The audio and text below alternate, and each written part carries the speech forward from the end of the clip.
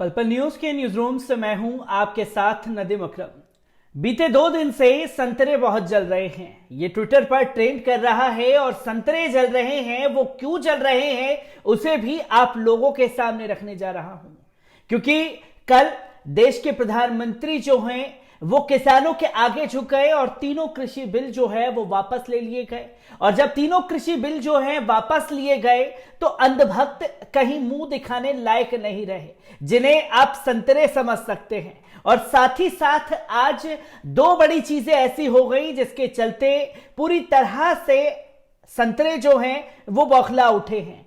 एक तरफ जहां आमिर खान की रिलीजिंग डेट आ गई फिल्म की लाल सिंह चड्ढा की, तो लाल सिंह चड्ढा के दौरान जो है तमाम संतरे ये दिखाने पर मजबूर हुए कि बायकॉट कीजिए, ये तुर्की समर्थक है। तमाम व्हाट्सएप पर आमिर खान के खिलाफ शब्दों का बौछार कर दिया गया है। तो वहीं नवजोत सिंह सिद्धू जो हैं वो पाकिस्तान पहुंच गए और पाकिस्तान पहुंच करके इमरान खान को बड़ा भाई बता दिया। अब इस खबर की आड़ में कौन सी खबर छुपा दी गई, वो ये कि बॉम्बे हाई कोर्ट की तरफ से पूरी तरह आर्यन खान को क्लीन चिट दे दी गई है और एनसीबी को बड़ा झटका लगा है। यह खबर गोदी मीडिया से गायब है। वो इसलिए गायब है क्योंकि जब आर्यन खान की गिरफ्तारी हुई थी तो गला फाड़ फाड़ करके गोदी मीडिया के दलाल, दंगाई, चाटुकार पत्रकारों ने यह बताना शुरू कर दिया था कि एनसीबी की बड़ी रेड, एनसीबी जो है कुछ बड़े नामची लोगों को गिरफ्तार कर सकती है। एक बड़े सुपरस्टार का बेटा जो है वो गिरफ्तार हो सकता है और बड़े सुपरस्टार के बेटे की गिरफ्तारी के पीछे कई सारे राज जो हैं वो खुल जाएंगे। क्योंकि बड़े सुपरस्टार का बेटा जो है वो ड्रग्स सप्लाई कर रहा था क्रूड पार्टी में, और जब उसकी तमाम चीजें सामने आई, क्योंकि इन्हें पता था जिस बड़े सुपरस्टार के बेटे का नाम ये ले रहे हैं, जिस बड़े सुपरस्टार के बेटे के बारे में ये क्लू देश की जनता को दे रहे हैं कि देखिए उस सुपरस्टार की अपनी आईपीएल में क्रिकेट टीम भी है। क्योंकि ये मालूम था कि अगर कहीं गलत से ये खबर गलती हो गई तो शाहरुख खान जो है वो बख्शने वाला नहीं है। क्योंकि शाहरुख खान की छवि को इस तरीके से गोदी मीडिया ने आर्यन खान के बहाने धूमिल करने का काम किया, वो देश के सामने जग जाहिर है। एक तरफ से आर्यन खान और शाहरुख खान के खिलाफ जहर उगला गया और आज कोर्ट ने पूरी तरीके से बाइज्जत बरी कर दिया है। इस खबर पर गुल्लू मीडिया जो है पूरी तरीके से खामोश बैठा हुआ है।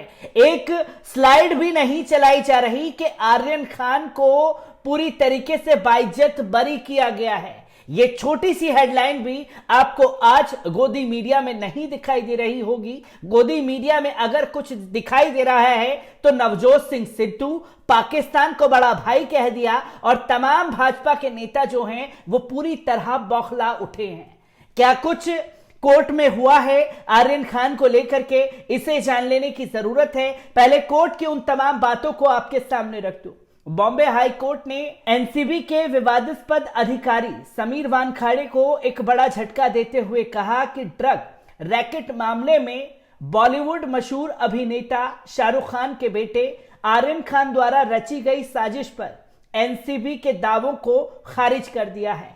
आर्यन खान और उनके दोस्तों अरबाज मर्चेंट पर एक विस्तृत जमानत आदेश में बॉम्बे हाई कोर्ट ने कहा कि इस बात का कोई सबूत नहीं है कि उन्होंने narcotics, drugs and psychotropic substance act के तहत अपराध किया है। बेल ऑर्डर के साथ बॉम्बे हाई कोर्ट ने कहा कि कोर्ट के सामने यह साबित करने के लिए कोई ऑन रिकॉर्ड पॉजिटिव सबूत नहीं मिले हैं कि सभी आरोपी व्यक्ति सामान्य इरादे से गैरकानूनी कार्य करने के लिए सहमत हुए। इस अदालत को इस बात के प्रति सेंसिटिव होने की जरूरत है कि सबूत के रूप में बुनियादी सामग्री होनी चाहिए जिससे आवेदकों के खिलाफ साजिश के मामले को साबित किया जा सके। हाईकोर्ट ने आगे कहा कि अभियोजन की ओर से कहा गया है कि आरोपियों ने एनडीपीसी अधिनियम के तहत अपराध करना स्वीकार किया। अगर यह मान भी लिया जाए इस मामले में अधिकतम 1 साल की सजा होती है। आरोपी पहले ही लगभग 25 दिनों से जेल में बंद हैं। उनका मेडिकल परीक्षण भी नहीं किया गया था ताकि यह निर्धारित किया जा सके कि क्या उन्होंने संबंधित समय पर नशीली दवाओं का सेवन किया था।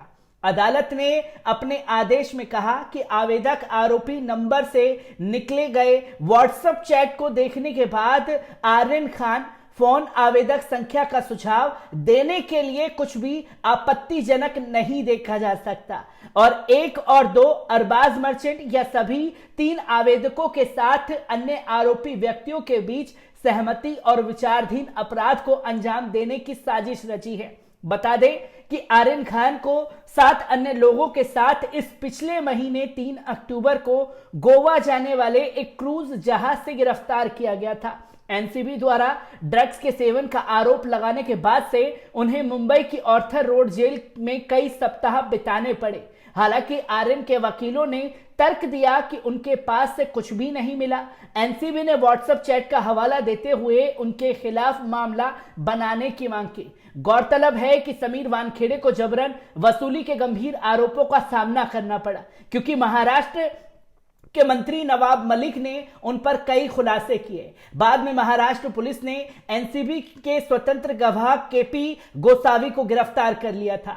गोसावी वही शख्स है जिसकी तस्वीर आर्यन खान के साथ एक सेल्फी सोशल मीडिया पर खूब वायरल हुई थी। उल्लेखनीय है कि आर्यन खान की गिरफ्तारी से जुड़े मामले में एनसीबी के एक स्वतंत्र गवाह प्रभाकर सेल ने 5 पन्नों के हल्फनामे में आरोप लगाया कि गोसावी ने आर्यन खान की गिरफ्तारी से 25 करोड़ रुपए और वानखेड़े को 8 करोड़ रुपए देने की जरूरत के बारे में बात की थी। उन्होंने यह भी आरोप लगाया था कि गोसावी उनसे कोरे पन्नों पर कई जगह हस्ताक्षर करवा सकता था और करवाए थे।